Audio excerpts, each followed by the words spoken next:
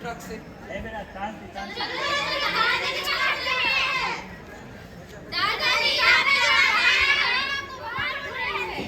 बच्चों, मैं तो यही था, तुम कहाँ थे? अपना बताओ। दादाजी आपने सुना वो लोग कितना अच्छा गाना गा रहे थे। वंदे मातरम, वंदे मातरम। आह, ये शब्द ही ऐसा है ना बेटे, जिसे सुनने और गाने का बार बार मन करता है। दादाजी लेकिन ये लोग आज ही ये गीत क्यों गा रहे थे? बेटे, ये लोग 14 और 15 अगस्त के आयोजन की तैयारी कर रहे थे। दादाजी 15 अगस्त तो मैं जानता हूँ कि स्वतंत्रता दिवस है, लेकिन 14 अगस्त के लिए क्यों दादाजी? 15 अगस्त तो हम सभी जानते हैं कि स्वतंत्रता दिवस मनाया जाता है, लेकिन उससे ठीक एक दिन पहले हमारा देश विभाजित हुआ था, इसलिए हम लोग उस दिवस को विभाजन विभाषिका स्मृति दिवस के रूप में मनाते हैं। हाँ दादाजी, ये विभाजन की विभीषिका क्या होती है? विभाजन नहीं जानते? जब विभाजन ही नहीं जानते तो विभाजन की विभीषिका का मतलब कैसे समझोगे? मैं तुम्हें बताता हूँ बच्चा, ये देश पहले हमारा बहुत बड़ा हुआ करता था, बाद में इसका विभाजन हुआ। मतलब बांट दिया गया? हाँ, बांट दिया गया, लेकिन बांटना और विभाजन दोनों अलग अलग चीजें हैं। जैसे मैं तुम्हें एक उदाहरण से समझाता हूँ। मैंने तुम्हें 10 टॉफियाँ दी, तो तुम उसे आधा आधा कैसे बांटोगे? 5-5 कर लोगे। अगर मैं तुम्हें सिर्फ एक टॉफी दूँ तो अब तुम कैसे बांटोगे? मैं उसे 2 हिस्सों में तोड़कर बांट लूंगी। हाँ, तो जब तुम उसे तोड़ोगे तो खंडित होगा, तो खंडित ही विभाजन है, और इसका परिणाम बाद में तकलीफदायक होता है बेटा, और यही विभीषिका। दादाजी, ये विभाजन तो समझ में आ गया, लेकिन ये विभाजन विभीषिका विभाजन। चलो बेटे, चलो। बच्चों तुम्हें दिखाए झांकी हिंदुस्तान की, इस मिट्टी से तिलक करो, ये धरती है बलिदान की। वंदे मातरम, वंदे मातरम, वंदे मातरम, वंदे मातरम। आओ बच्चों तुम्हें दिखाए झांकी हिंदुस्तान की, इस मिट्टी से तिलक करो, ये धरती है बलिदान की। वंदे मातरम, वंदे मातरम, वंदे मातरम, वंदे मातरम। अब समझ में आया कुछ? हाँ दादाजी। चलो और कहानियाँ सुनेंगे।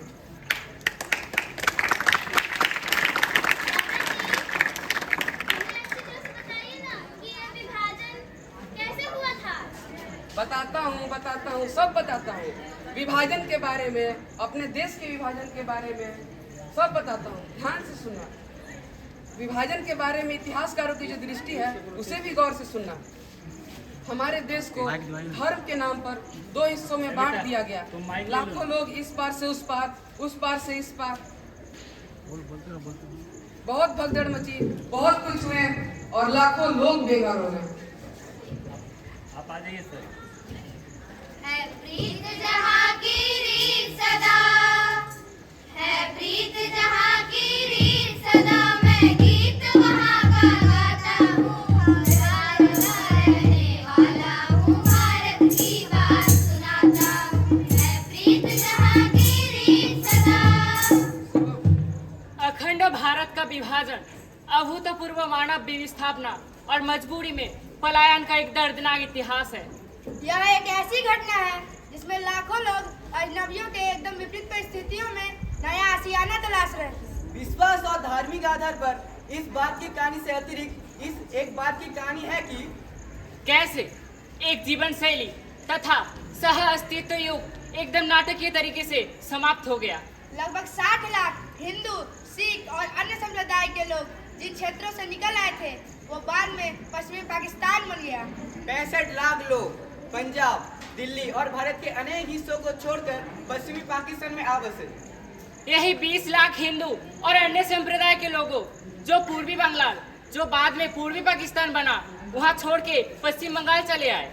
1950 में 20 लाख और हिंदू और अन्य संप्रदाय के लोग पश्चिम बंगाल आए। 10 लाख मुसलमान पश्चिम बंगाल को छोड़कर पूर्वी पाकिस्तान में आ पहुंचे।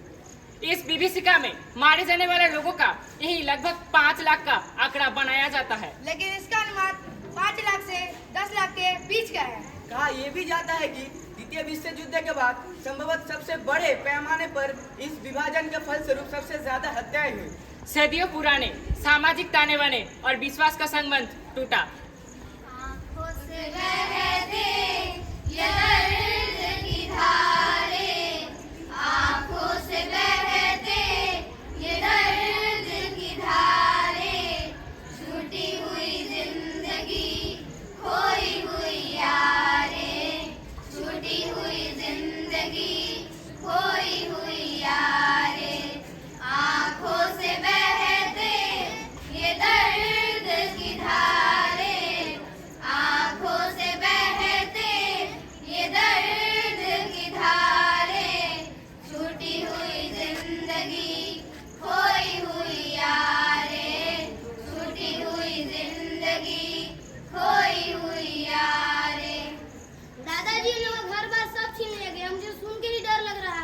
यह डरने की बात तो है ही बच्चे, लेकिन सोचो जो उस वक्त रहे होंगे उन पर क्या गुजरी होगी।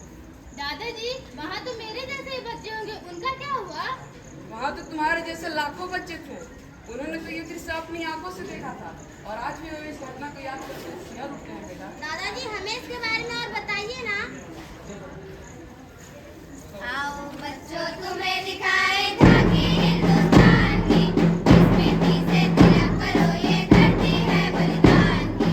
वंदे मातरम, वंदे मातरम, वंदे मातरम, वंदे मातरम। आओ बच्चों तुम्हें दिखाए झांकी हिंदुस्तान की, इस मिट्टी से तिलक करो ये धरती है बलिदान की। वंदे मातरम, वंदे मातरम, वंदे मातरम, वंदे मातरम।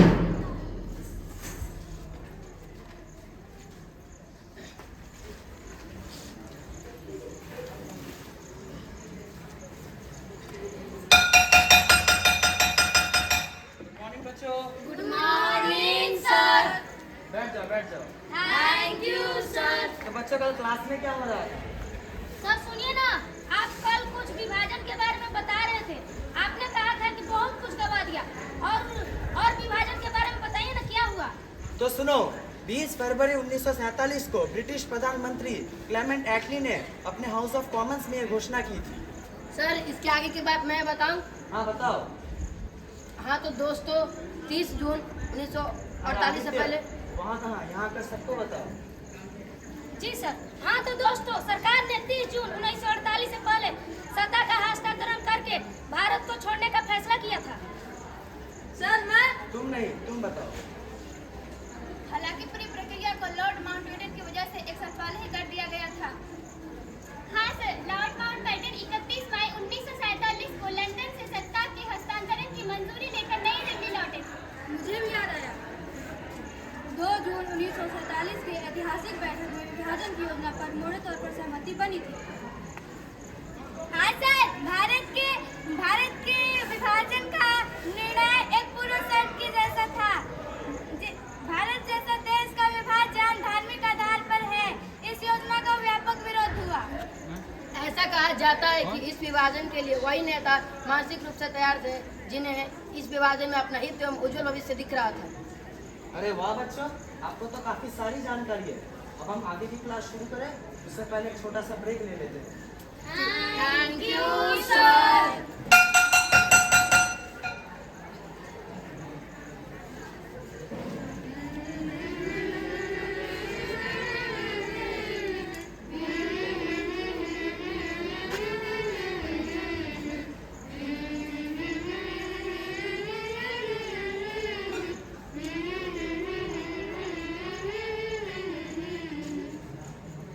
भाई तुम्हारे विभाजन को लेकर क्या ख्याल है? देखो भाई, मुझे तो लगता है कि हमारे समाज में विभाजन को बढ़ावा देना चाहिए। इससे हमारे समाज में सुधार आएगा। नहीं नहीं, विभाजन में ऐसा कुछ नहीं होगा। एकता से ही समाज का विकास घटता है। हम सबको एक होकर समृद्धि की राह पर आगे बढ़ना चाहिए। तुम्हारी बातें तो अच्छी हैं, लेकिन वास्तविकता यह है कि विभाजन से ही सब कुछ संभव होता है। नहीं नहीं, हम सभी को मिलजुल कर अपने भारत देश को प्रगति के पथ पर ले जाना चाहिए और सबके मन से इस विभाजन की विभीषिका को मिटाना चाहिए। तुमको क्या लगता है, हम सब मिलकर ये संदेश अपना पाएंगे? क्यों नहीं अपना पाएंगे? इसके लिए हम सबको एकजुट होकर रहना पड़ेगा और यह एकजुटता ही हमारी धरोहर है। इसे संजोकर रखना पड़ेगा। हाँ ठीक है भाई, लेकिन मुझे अखंड भारत के विभाजन के समय और क्या क्या हुआ था वो तो बताओ। इसके बारे में तो तुमको वो बताइए जिन्होंने इसे मांगा था।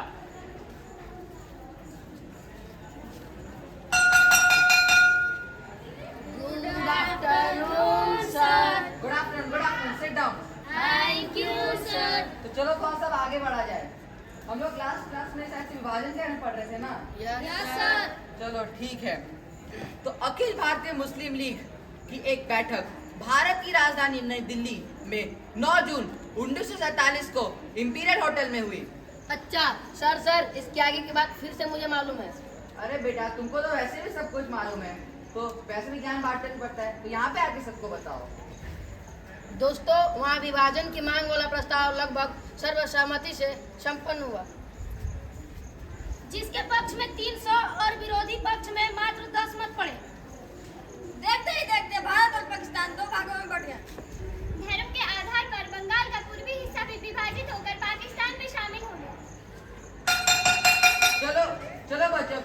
चलिए अब हम लोग कल इसके बारे में पढ़ेंगे। Thank you sir. Thank you. चलो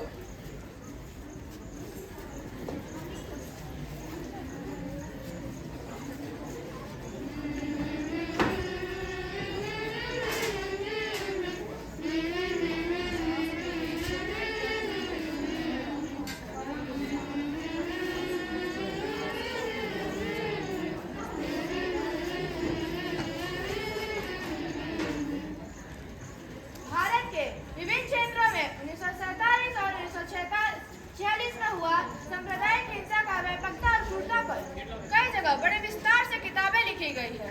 वह 4 मार्च 1947 का वह दिन था जिस दिन पुलिस वालों ने हिंदुओं और सिखों के जुलूस पर गोलियों की बरसात कर दी थी।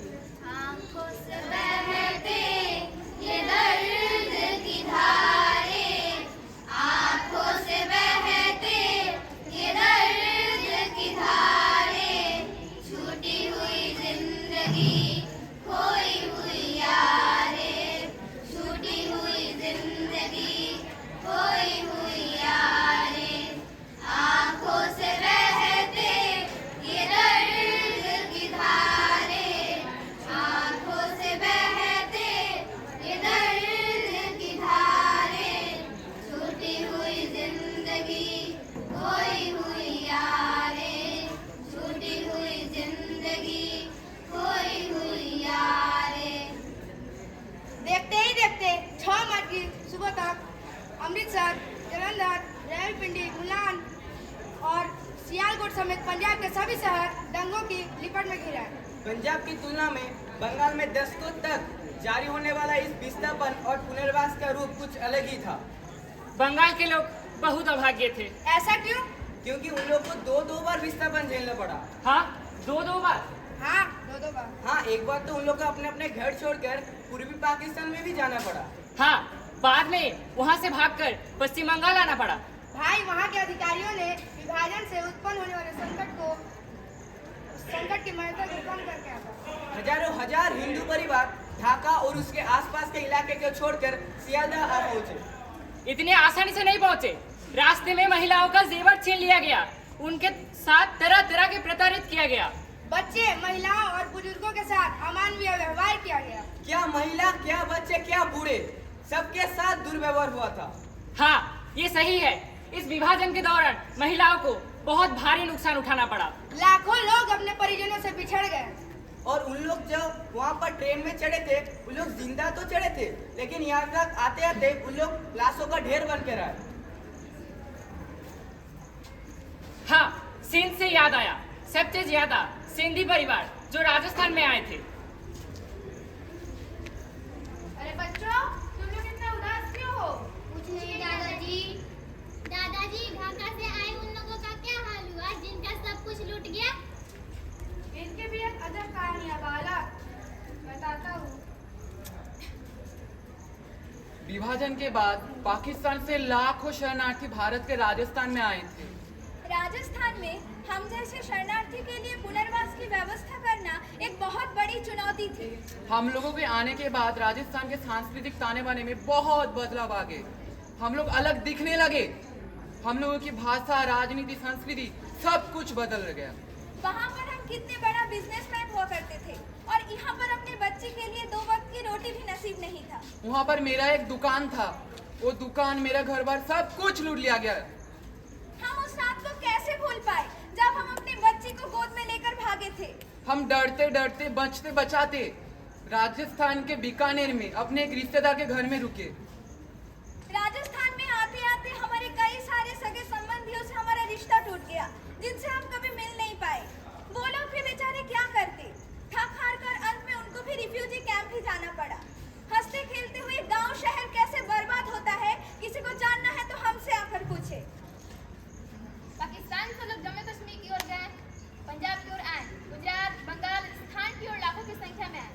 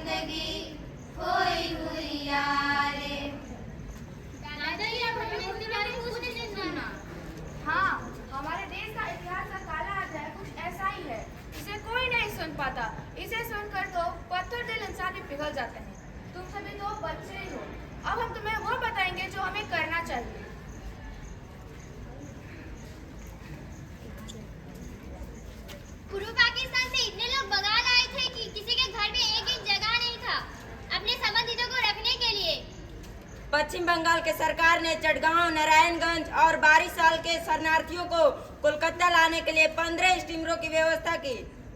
पूर्व पाकिस्तान से आने के लिए कई लोग जलमार्ग से पलायन किया था, उसमें से कई नाव पानी में डूब गया और कुछ दिन बाद पानी की सतह पर लाशों ही लाशों तैर रहे थे। ऐसा भी क्या खास था हमारे हिस्से की जमीन में जिसे लेने के लिए हमसे ही हमारा चीज छीना गया। बंगाल,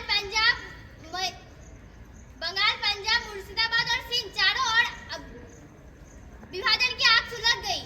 सिंध के लोग तो विस्थापित होकर आ गए, पर सिंध हमें नहीं मिला। ना है ज्यादा दर्द तेरे भार कंधों पर, जब तोलता हूँ उसे दहशत, जंग और क्रूरता से। विभाजन में मरने वाले, विभाजन की विभिषा में मरने वाले लाखों भारतीयों को मेरा शत शत नमन। विभाजन की इस सियासी खेलों में एक भाई के खिलाफ दूसरे भाई के दिमाग में जहर डाला गया। इस जहर से तो इंसान ने इंसान को काटा बांटा, इंसान ने ही इंसान को खोया और हमारा खंड भारत खंडित हुआ।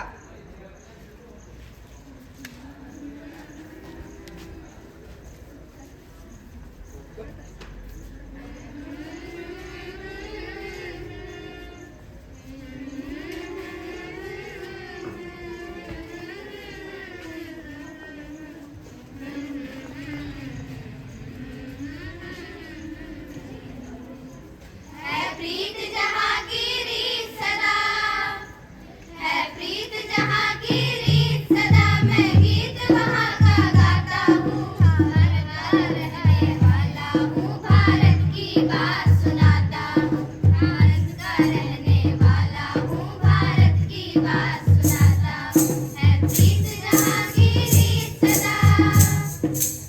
आओ बच्चों तुम्हें दिखाए झांकी हिंदुस्तान की, बेटी से तिलक करो ये धरती है बलिदान की। वंदे मातरम, वंदे मातरम, वंदे मातरम, वंदे मातरम। आओ बच्चों तुम्हें दिखाए झांकी हिंदुस्तान की, इस बेटी से तिलक करो ये धरती है बलिदान की। वंदे मातरम, वंदे मातरम, वंदे मातरम, वंदे मातरम। पम पम पम पम पम, ये देश है वीर जवानों का, अलबेलों का, मस्तानों का। इस देश के यारों होए, इस देश के यारों होए, इस देश के यारों क्या कहना, ये देश है दुनिया का कहना।